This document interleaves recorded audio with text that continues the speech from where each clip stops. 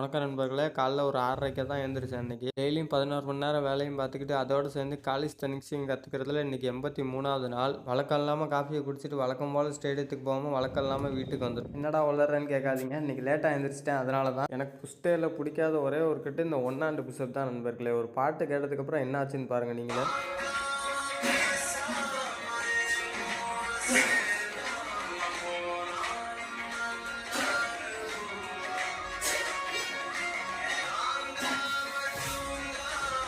சும்மா யானை பலம் அந்த மாதிரி வெறித்தனமா பண்ண ஆரம்பிச்சிட்டோம் ஒர்க் அவுட்ட.